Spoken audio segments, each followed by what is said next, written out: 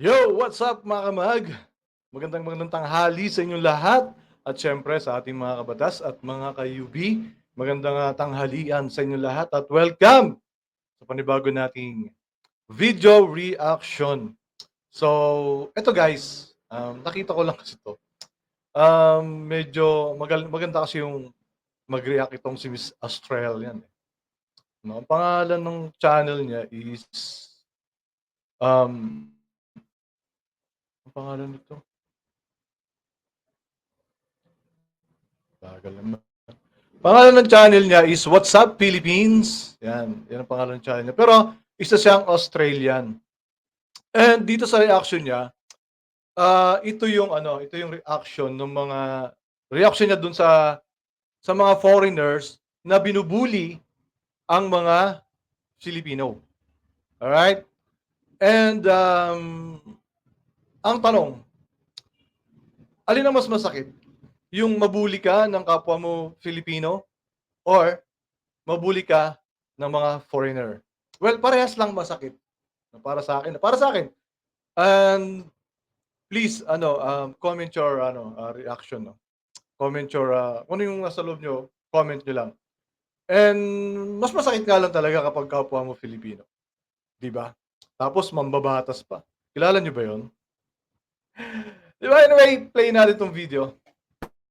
What's up, Philippines? Welcome back to another reaction video with your host Nelly. I am reacting to a very interesting sounding video today when international celebrities mocked Filipinos and instantly regret it. Ooh!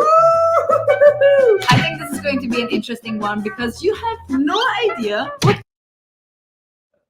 Oh, she's pretty. kind of power the Palaban tayo ng Englishan dito. Filipino community has. Like, this is insane. I've experienced it firsthand. You don't want to mess with Filipinos. I didn't have a bad experience though. Just wanted to say, didn't have a bad experience, but like saw it on YouTube. Well, may mga video na ako na napanood sa kanya, no? And she's always defending Filipinos. So, well, thank you, girl. You're pretty outside and inside, you know? Happening. Getting to this good stuff. Without further ado, let's jump into this video. We don't test any of our products on animals. We use Filipino children. Grabe yun, Gagi to, Sarap pektusan nito, Tulay. Technology would be fantastic, but more than that, it's to get a promise from the BBC that they're not gonna do this again, because this is the second time that they have made fun of Filipinos. Like the DR, Colombia, the Philippines, Thailand, like women that can speak very little English, women that don't have education. Oops, What? mukhang hindi ata maganda ang tabas ng dila ni ate at may pinagdadaan. Wala siyang idea sa mga Filipino. Saan lang siya nagsasalita. Siguro may mga na-meet siya na, di ba? Ano sabi niya? That can speak very little English. Can speak Then- very little English, women that don't have education. Women that don't have education. Oy! Hindi lahat, no? Konti na lang ngayon ang mga babaeng walang education. Yung mga talagang hindi maka-afford and yung mga, siyempre, yung mga talagang hirap na hirap sa buhay, hindi nakakapagpatuloy. But even a little boy or little girl, they can speak a little bit English. FYI. Oops, What? mukhang hindi ata maganda ang tabas ng dila ni ate at may pinagdadaanan. Yeah. Pero bago yan. Pagbati She muna, does mga kaproud. know. Today's video episode ay pag-uusapan natin ang mga tulongges na nangutya sa Filipino at ano nga bang napala nila na siguradong pinagsisisihan nila kagad. Una na dyan ang eksena sa Chinese TV series na Make My Heart Smile, kung saan tinawag na mukhang katulong na happened? Pinay si ate girl sa kanyang Oh, pamimili you ng look like damit a sa Filipino fitting maid. room. Compliment ba to o pangungutya? Ang gandang katulong naman po niyan. Pero pwede namang tawaging katulong na lang. Bakit kailangan samahan pa ng Filipina? Kayo talagang mga Tsekwa, oh. Well, clearly, pang-insulto yan or bullying.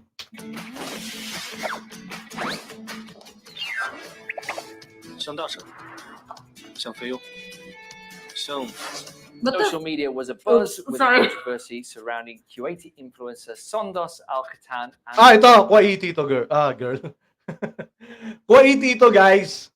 No, mga kamag, siya, itong Kuwaiti na to, talagang inisulto niya yung mga Filipina OFWs natin dyan sa Kuwait.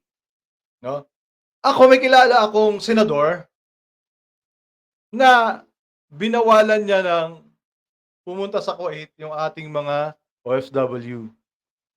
No, siyempre nagalit yung parang nainsulto naman itong mga government official ng Kuwait, and sila na ang nag-ban. Hindi na tayo ang nag-ban, sila na.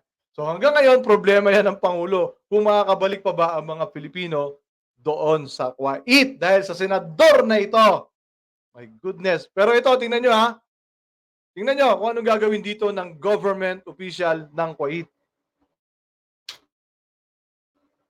her comments regarding Kuwait's rules on Filipino domestic workers. Karma is real. Yan Yes, ang nangyari sa karma isang is real. Kuwaiti influencer matapos umani ng batikos ang kanyang post patungkol sa pagtanggi nito sa panukalang bigyan ng isang araw. May panukala ang Kuwaiti government na bigyan ng isang araw na day off ang mga Filipino. So ibig sabihin, ang Kuwaiti government is may concern sa mga Filipino OFWs. Diba? Yung mga nangyayaring ganyan, yung may napatay, ganyan. Well, hindi naman natin gusto yun siyempre.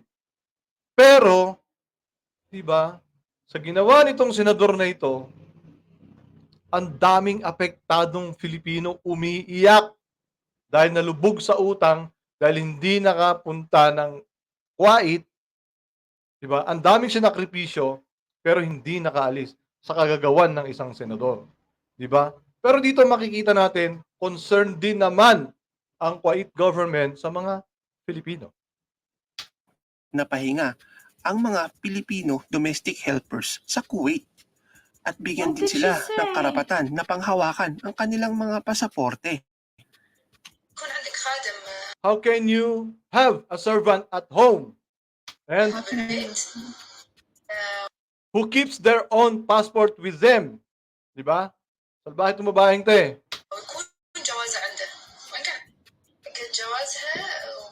She did not say that. She did not. Whoa. This is like, wow. It's giving me goosebumps. This is like, what the heck is happening here?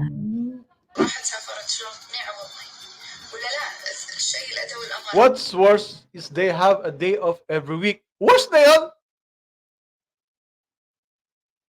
Gagi pala to eh. Agad namang Are nakakuha you ng freaking kidding me? Is this real? Like, do people say stuff like this? Like, this is just unbelievable. I am shocked to the core. I agree with you, girl. And we are not even like 2 minutes in. Holy guacamole. siya sa ibang mga vlogger, ang mga Pilipino o OFWs immediately gained sympathy from FW at gumawa din ng hakbang the ang POA also took a step. POEA. How would you feel? Oh, even na Kuwaiti mismo, hindi nila nagustuhan yung ginawa ng kababayan nila. 'Di ba? So hindi ibig sabihin lang ito, hindi lahat ng mga Kuwaiti ay masasamang tao. Kasi nga dito mismo sa Pilipinas, may mga napapatay na mga katulong. 'Di ba? Ang daming nababalita na mismong Pilipino, kapwa Pilipino na amo, 'di ba? Oh. Well, hindi mo maiwasang maipasok dito yung issue na 'yan. 'Di ba mga kamag?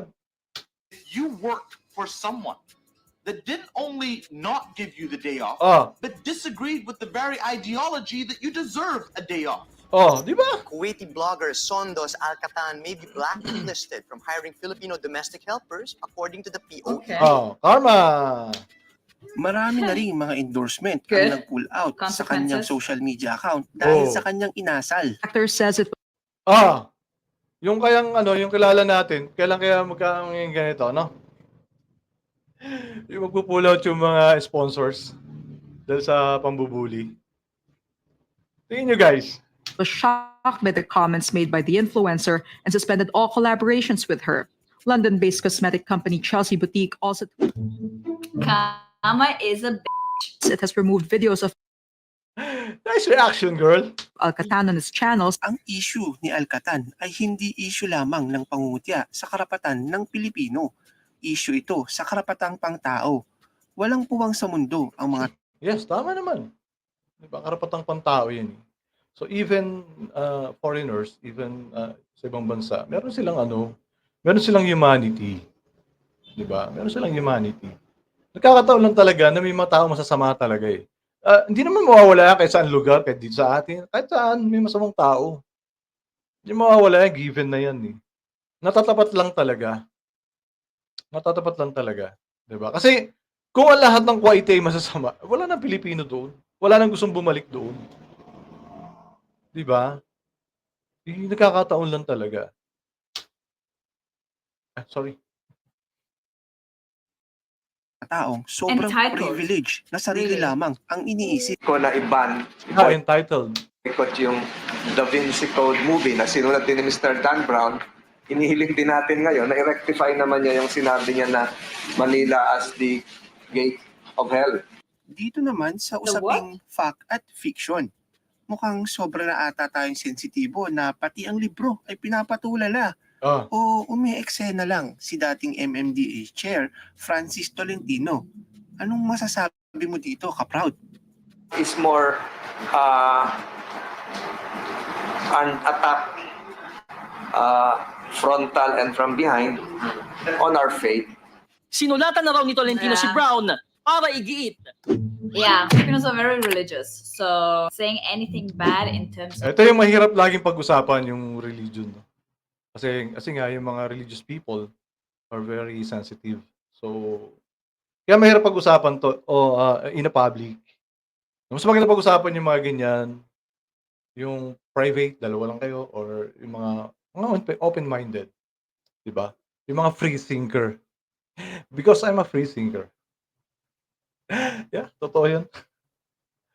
And dapat open-minded ka kapag pinag-uusapan. Pero hindi ito yung hindi ito yung Ponzi. Pag pinag-usapan lang talaga ang religion, so dapat open-minded ka. Hindi ka pwedeng mapikon dapat. Kaya nga lang, may mga religious people talaga na sobrang fanatic na kapag medyo may nabanggit ka na konting medyo galit agad sila. 'Di ba? Galit agad sila.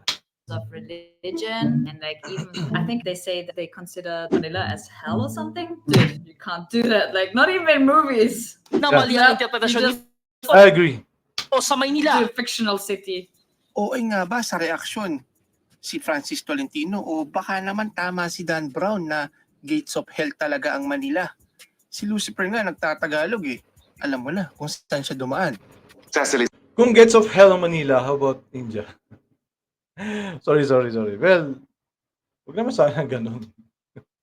Ano palagay niyo sa mga tao dito, mga makakasalanan lahat. Sabi siya ng Tagalog? Oo, sasalita siya Tagalog. Madam. Gates of Hell issue has triggered mixed reactions from netizens on Twitter. Supermax said he grew up in Manila and he says there is no heaven there. There's no problem with the depiction. Hell is more fun. Dami kaya heaven sa Manila. Anyway. Do you run on a machine? Kasi ano to? I run on a machine. It's just easier for me, I think. Because also, if I get really Yung Charles Angel, di ba? Siya yun. dark, I'll start to look a little Filipino. It wouldn't match. You know what I mean? Start getting darker as the, you know what I mean? No, I don't. Ano pa nga ba mga ka-proud chef? Doon pa lang pahiya na siya, no? Great reaction Doon pa lang pahiya na siya. Okay lang yun, girl. from the host when she say, "Do you know what I mean?" And she starts laughing, and he just sits there and he's like, "No, I don't." He is not in it. Look at her face, like she's just. Oh my God, the girl. Di nagustuhan ng karamihan sa mga Pinoy netizens ang pahayag na yan ni Lucy Liu na siya ay Lucy Liu. magmumukhang Pilipino kapag siya ay naarawan. Humingi din naman ng paumanhin ng Hollywood actress sapagkat hindi lamang daw naintindihan ang buong konsepto ng kanyang pahayag. At nilahad pa sa ibang mga interview na siya ay lumaki na may mga Pilipinong matalik na kaibigan. Nagsorry ang Hollywood actress na si Lucy Liu matapos ang komento niya sa isang Naalala ko tuloy si Vice Ganda na bully. Di ba, binuli niya to. live interview. Humingi ng paumanhin si Liu. Taken out of context daw ang kanyang komento. Also, if I get really dark, I'll start to look a little Filipino. It wouldn't match. Bahala ka nga dyan, Lucy Liu. Basta, mas maganda pa nga si Funny. Pokwang sa'yo eh. Oo nga. No, mas maganda mo talaga si Pokwang dyan eh. To have more kids. Awig nga lang. Yeah, I think about getting a Filipino mail order bride at this point. I mean, Kapag mag-order ka ng bagay, binabayaran. Kaya ang sagot ko sa kanila, hindi for sale ang Pilipinas, maski sa mga Hollywood actors. Raulo dito si Alec Baldwin eh. No? Ito'y kabastusan para sa ating mga kababaeng Pilipina, no? You should be responsible enough. Hindi basta makapagpatawa lang sila. Na nagustuhan ng mga noon ay senador na si Loren Legarda at So here's the deal with making fun of cultures or nationalities, because after all, we don't want to cancel humor, right? But if you make fun of yourself. Like I make fun of Austrian culture, Bosnian culture. Make fun of your own culture? Well, I don't agree that. It's your own. It's your own culture. Why do you do that? Diba? Mas kailangan nga i-promote mo yung culture mo, not to make fun of it. I'm sorry, girl, but this is my opinion. Okay? Culture because I grew up there. I'm born in Bosnia, and I would never insult any other cultures. Not even like publicly. Like, are you? If you don't want to insult other culture, well, you should not insult the most your own, right? Right, girl? It's like you get cancelled straight away. Sorry sa English ko, pero I'm just trying. At least I'm trying, di ba? Sabi nga ng teacher ko sa English, it's okay if you're wrong grammar, but at least you are trying. Di ba? We live in a cancelled culture, and you can't. Kasi tayo mga Pilipino, perfect grammarist kasi tayo, you know. So kapag kaya minsan, gusto mo magsalita ng English, pag natanong ka nila in English, gusto mo sumagot ng English, mahihiya ka na lang. Hindi ka magtatagalog ka na lang, ganun. Kasi nga, baka mamaya mali yung English mo kasi nga Filipino kausap mo. Hindi kagaya pag foreigner kausap mo, okay lang, mali-mali yung grammar, that's okay as long as they understand what you're saying. Diba? Do racial slurs. I mean, keep it within your four walls or whatever if you need to say it, but not. na nagustuhan ng mga noon ay senador na si Loren Legarda at Bong Revilla ang biro ng Hollywood actor na si Alec Baldwin tungkol sa mga Filipina mail order bride. Hinamon pa ni Senador Bong Revilla ang Hollywood actor kung papasyal ito sa Pilipinas noon. Pumunta siya dito nang matalupan siya ng buhay. Marama, bakit naman yun? Senador, huwag naman ganun. Diba? Talupan ng buhay. Grabe ka naman. Hindi naman mawawala ang pangungutya ng ilang mga celebrity sa ibang bansa. Idol ko pa naman to. Catherine Zeta-Jones. Salbahe pala to. Sa ating Filipino-English accent. Okay. Pero nagpunta tayo like ano, how are you, Mama Sam? Good morning! Siguro kasi Bisayan yung yung kausap niya. Diba? Ganoon naman talaga accent. But not all Filipinos has that kind of accent. You know? Like me. Oh. Sorry. How are you today? Merry Christmas! First of all, that's Bisayan accent. That's Bisayan accent, girl. Not Tagalog like me. I'm Tagalog. I'm from Manila and I was raised here in Bataan. I grew up here in Bataan. What I mean, that's what I mean. Filipinos Ang hirap, grabe. talk like that. I don't know where she got that from, but yeah. Ma'am, today we have Catherine Zeta-Jones, you're bad. a new collection. Okay, that's just pronunciation. Fair enough, but again, like publicly on a TV show, mocking other cultures and like, the way how they talk. I agree with you, girl. Beautiful girl. Beautiful girl. Wherever you are. In not the native language. English is my third language, and of course people can make fun of me, which I don't care about, but yeah, it's just not nice, you know? People are just trying really hard to be liked. We all want to be liked after all, and it's just not fair. Yeah. Hello. I'll have before that. Very kind. No, ma'am. We don't have bread in that one. Ma'am, if you want that one, I will call my supervisor and get from the other store. I will ask if you want that one. 동남아식은요 조금 발음이 돼요. A little bit dusty, but can I have a glass of water, please? Oh, this Korean. Diba? How about your English? How about your accent, Korean girl? Actually, you cannot pronounce the words properly like Filipinos. The Korean girl. Siyempre pa hindi papayag ang ating mga kababayan netizen at pinutakte ang kanilang social media account at humingi naman sila ng tawad. Damage is done. You don't need your sorry.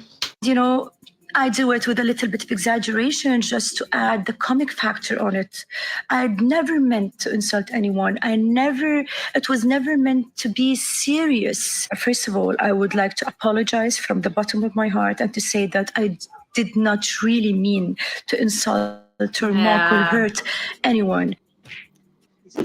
At least they're saying sorry. That's enough.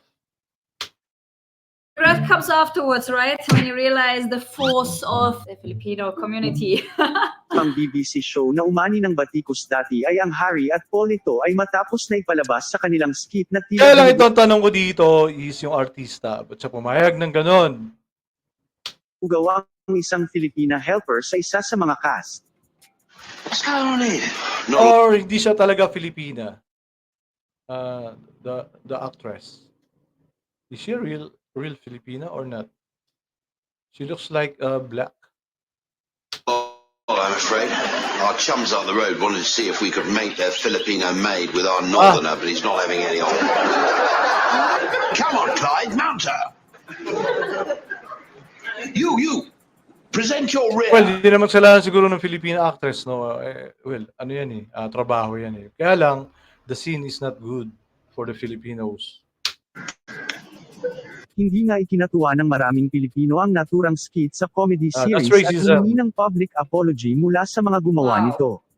And that a large number of viewers have been concerned by the depiction of a Filipino woman featured in an episode of Harry and Paul, a series we produced for BBC One. Firstly, we are absolutely sorry for anyone who's in any way offended by the program. That wasn't our intention. Isa din sa mga naging kontrobersyal na episode ng Desperate Housewives ay ang pagmamaliit di umano sa mga medicine school sa Pilipinas matapos ipalabas ang episode na ito. Before we go any further, can I check those diplomas? Because I would just like to make sure that they're not from some med school in the Philippines. Matapos maging kontrobersyal ay Because, hello, do you know that the nurses in the US are Filipinos? Yes, there are a lot of Filipino nurses there in America. Even in Australia and Canada. Right? What? Like, it's high quality, like highly educated people, just the most caring one. Yes, I agree. I love you again for that. Like this, having this in a TV show that is so popular is just insane. Kontrobersyal ay agad naman kumambyo ang ABC Network at humingi ng paumanhin. Meantime, in the Philippines, Sara Labati. Sara Heronimo pala. reports on the show topped news programs and newspaper headlines. ABC says it's offering, quote, its sincere apologies for any offense. Masyado lang ba talaga tayong sensitibo? O baka naman wala na sa lugar na mapikon sa pagbibiro nila sa TV? Nasa lugar nga ba ang mga pangungutya nila? Wala. Ano sa tingin mo, ka-proud? Tama ba na almahan natin silang mga bully? Okay. Yes. Dapat lang kasi hindi tayo basta-basta. Pilipino tayo. Diba lalo yung Korean na inis ako. Bakit? Kasi nakipaglaban ng mga Filipino para sa bansa nila. Tapos bubulihin niya mga Filipino. Shame on her. What a video. Yeah, the content. Girl, what I mean is that Korean, no? 1,000 of Filipino soldiers are fought for their country, you know, and then and yet she's mocking the Filipino citizens. Okay ba? Okay na yun. Creator from One Filipino TV did a very nice summary, and I think the intention of this video is to spread awareness and just say, hey, we don't. Yeah, be sensitive to others. Diba? Maging sensitibo tayo sa iba. Diba? Huwag tayong mambubuli, di ba, Senator? Lalo na at kapwa natin Pilipino and even other race, no. Huwag tayong mambubuli. Diba? Be a good person. Like I always saying. Really, like nobody deserves this kind of treatment. Yes, nobody deserves. And disrespect. I personally have experienced Filipinos firsthand, how kind they are, how caring they are, how joyful they are, how much. Me, I'm caring. I'm loving.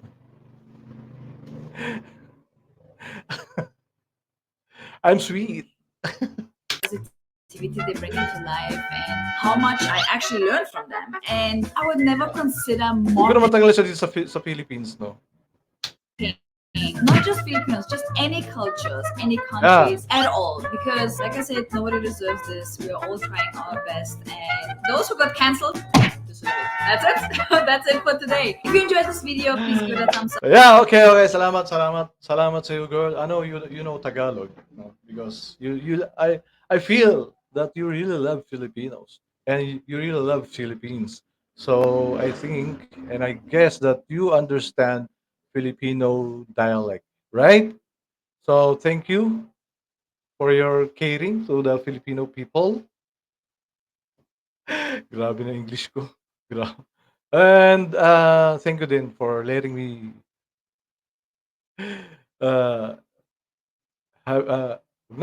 thank you rin sa paggamit ng video mo. No. And maraming salamat sa pagiging sa concern mo sa mga Filipino. Thank you for your concern for the Filipino community. All right? And yun mga kamag, no? Ito lang naman. And masakit mabuli ng ibang lahi and mas masakit na nabubuli ka ng kapwa mo Pilipino. Right? Kagaya ng nangyari kay Boss Lee. Hindi makalimot-limutan yung nangyari na yun. Diba? Na mukha pa lang nahusgahan na. Well, that's really, really bad. Diba?